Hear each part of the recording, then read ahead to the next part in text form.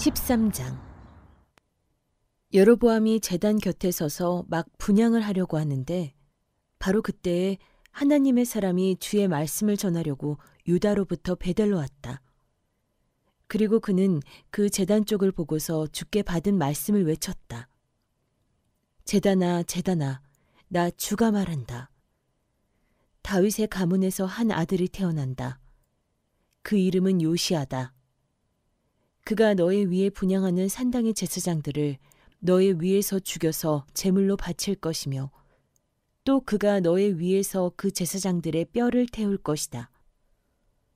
바로 그때에 그는 한 가지 징표를 제시하며 이렇게 말하였다. 이것은 나 주가 말한 징표다. 이 제단이 갈라지고 그 위에 있는 재가 쏟아질 것이다.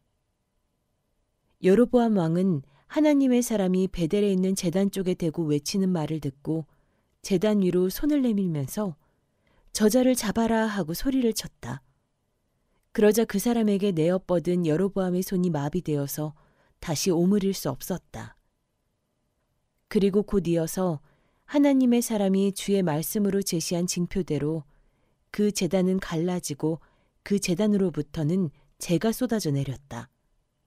그러자 왕은 하나님의 사람에게 제발 그대의 주 하나님께 은총을 빌어서 내 손이 회복되도록 기도하여 주시오 하고 청하였다. 왕의 손이 회복되어서 예전과 같이 되었다. 이에 왕은 하나님의 사람에게 말하였다. 나와 함께 집으로 가서 피곤을 풀도록 합시다. 그대에게 선물도 주고 싶소. 그러나 하나님의 사람은 왕에게 이렇게 말하였다. 비록 임금님께서 저에게 왕실 재산의 절반을 주신다고 하여도 나는 임금님과 함께 갈 수 없습니다. 이곳에서도 밥도 먹지 않겠으며 물도 마시지 않겠습니다. 주께서 나에게 명하시기를 밥도 먹지 말고 물도 마시지 말고 온 길로 되돌아가지도 말라고 하셨습니다. 그런 다음에 그는 베델에 올 때 온 길로 돌아가지 않고 다른 길로 돌아갔다. 그 무렵에 늙은 예언자가 베델에 살고 있었다. 그의 아들들 가운데 하나가 와서 그날 베델에서 하나님의 사람이 한 일과 그가 왕에게 말한 내용을 모두 아버지에게 말하였다. 그러자 그들의 아버지가 그들에게 그가 어느 길로 돌아갔느냐 하고 물었다. 그의 아들들은 유다로부터 온 하나님의 사람이 돌아간 길을 말하였다. 그 말을 듣고서 그들의 아버지는 곧 그의 아들들에게 말하였다. 내가 타고 갈 나귀와 안장을 얹어다오. 그들이 아버지가 타고 갈 나귀에 안장을 얹으니 그는 나귀를 타고서 하나님의 사람을 뒤쫓아갔다. 마침내 그는 상수리나무 아래에 앉아있는 하나님의 사람을 보고 물었다. 그대가 유다로부터 온 하나님의 사람이요. 그러자 그가 대답하였다. 그렇습니다. 그는 하나님의 사람에게 말하였다. 함께 우리 집으로 가서 무엇을 좀 잡수시고 가시지요. 하나님의 사람은 대답하였다. 나는 노인어른과 함께 돌아가서 노인어른의 집에 들어갈 수 없습니다. 또 이곳에서는 누구와 함께 밥을 먹어도 안 되고 물을 마셔도 안 됩니다. 주께서 나에게 명하시기를 여기에서는 밥도 먹지 말고 물도 마시지 말고 온 길로 되돌아가지도 말라고 하셨습니다. 그래서 그는 하나님의 사람에게 이렇게 말하였다. 나도 그대와 같은 예언자요.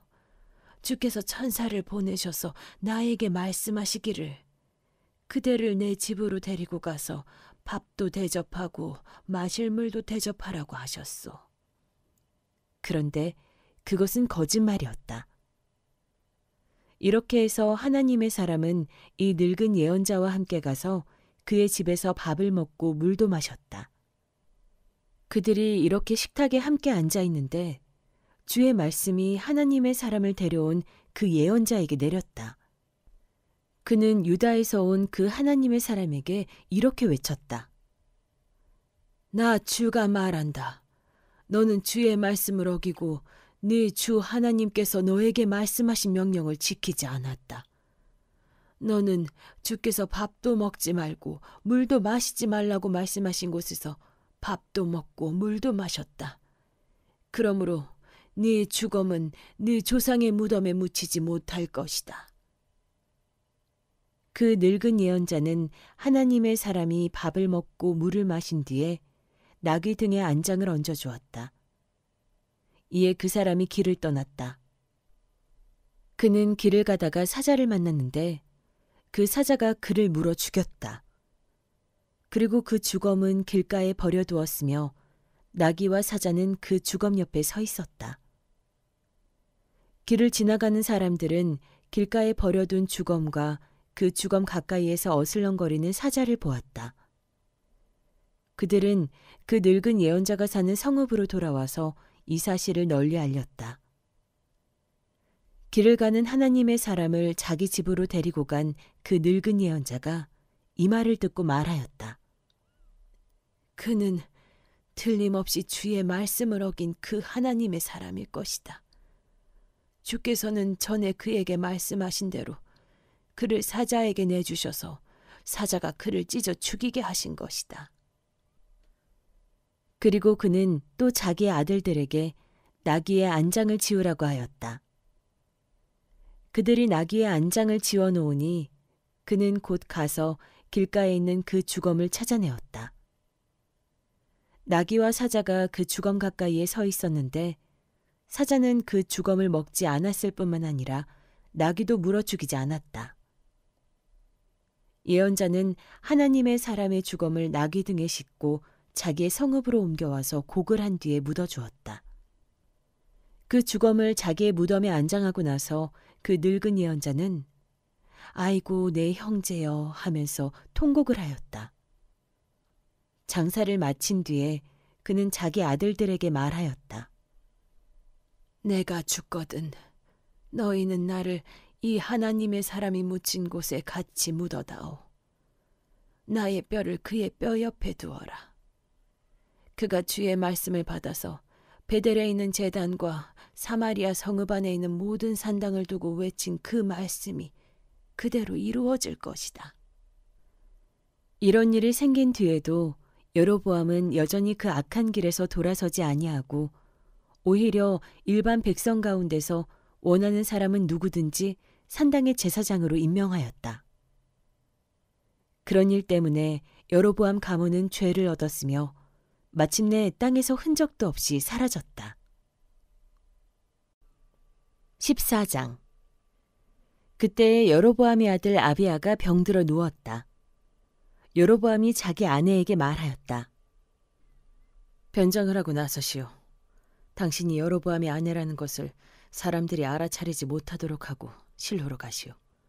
거기에는 아히야 예언자가 있어.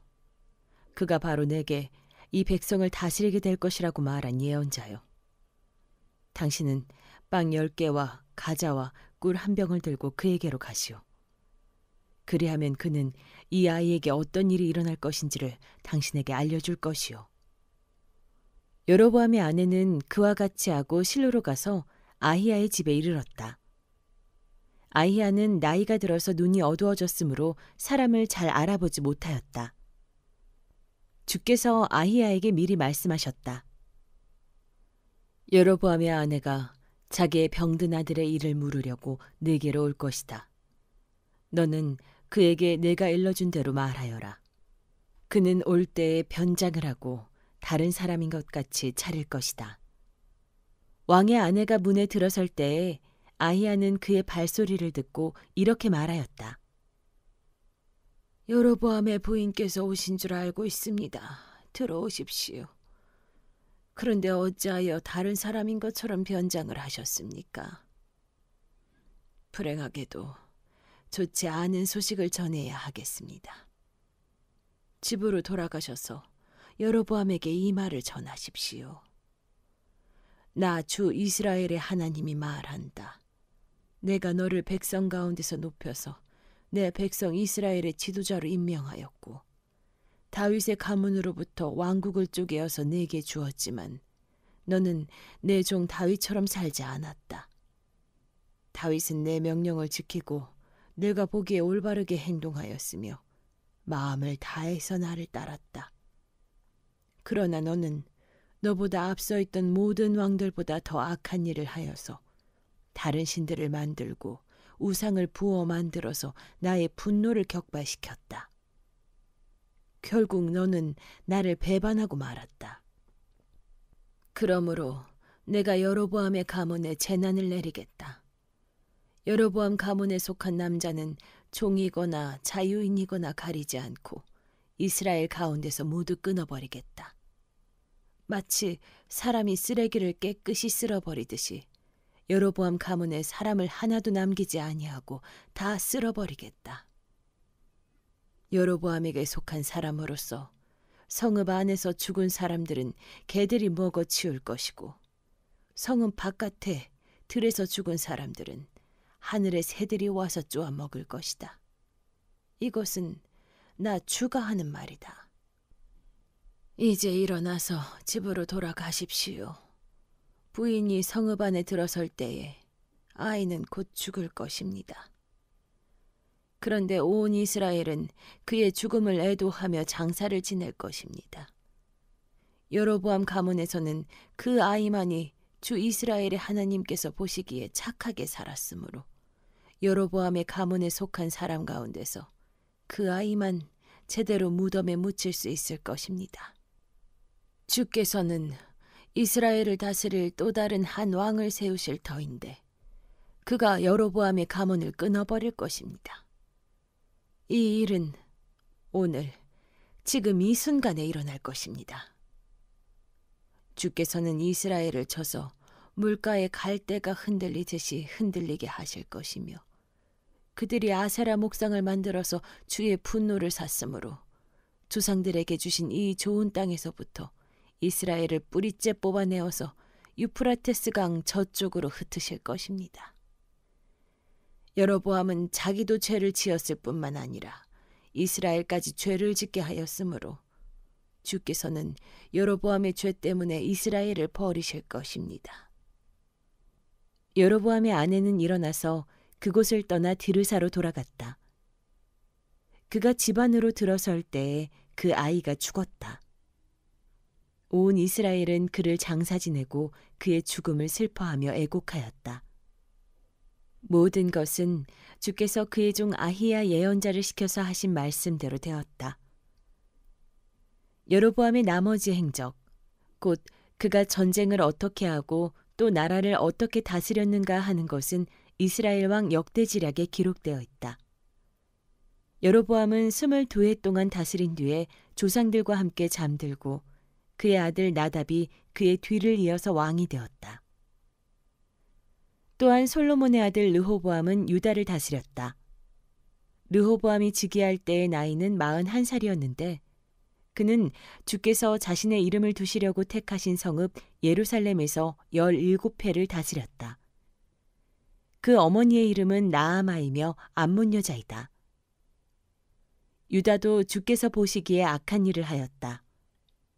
그들이 지은 죄는 조상들이 저지른 죄보다 더 심하여서 주의 진노를 격발하였다. 그들도 높은 언덕과 푸른 나무 아래마다 산당과 돌 우상과 아세라 목상을 만들었다. 그 땅에는 신전 남창들도 있었다. 이와 같이 이스라엘 자손은 주께서 그들 앞에서 내쫓으신 나라들이 지킨 그 혐오스러운 관습을 그대로 본받았다.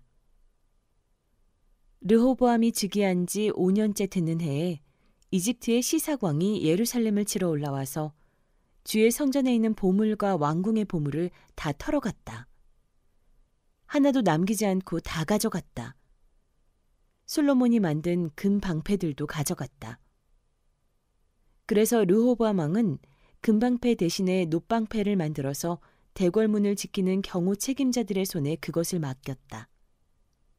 왕이 주의 성전으로 들어갈 때마다 경호원들이 그 놋방패를 들고 가서 경호하다가 다시 경호실로 가져오곤 하였다.